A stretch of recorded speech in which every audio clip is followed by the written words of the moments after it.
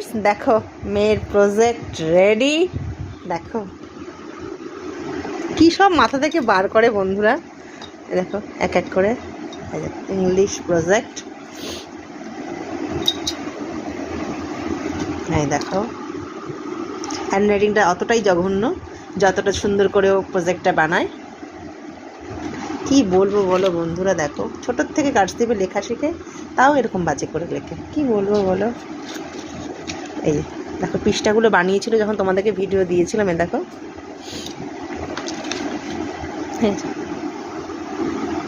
এগুলো কিন্তু সেই বানিয়েছিল, দেখেছিলে তো, এই যে সেই রং করে তোমাদের ভিডিও দিয়েছি। এই দেখো ঘুড়ি বানিয়েছে,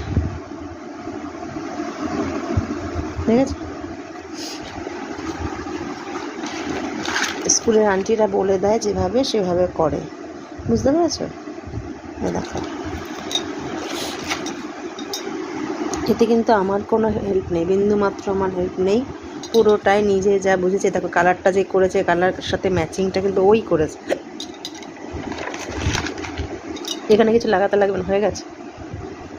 দেখো কেমন করে রংটা করেছে। ও এটা হচ্ছে মাই ফ্যামিলি। ওমা দেখো কখন যেন আমাদের ফটোটাও প্রিন্ট করেছে। এটা বলো তো কবেকার ছবি, তোমরা দেখেছো আমার ইয়েতে। দেখো মাই ফ্যামিলি, এটা ওর খুব পছন্দের। পৃষ্ঠাটা কিন্তু সত্যি ভালো কনসেপ্টের বানিয়েছে, কি বলবো বন্ধুরা বলো। মা তো মেয়ে তো মারগুনি পায়, মা তো বলতে গেছিলাম বলো, মেয়ে তো মারগুনি পাবে। দেখো একটা কি ফুল বানিয়ে এর মধ্যে আবার কি, ওই দেখো মা ফুলটা আবার ফুটবে, দেখো এই যে। কেমন হয়েছে তোমরা অবশ্যই কিন্তু কমেন্টস করে জানিও, কোথায় কোনো ভুল ত্রুটি হলে তোমরা বলো, আমি একটু বাহবা নিয়ে নিই, কি বলো? কার মেয়ে দেখতে হবে,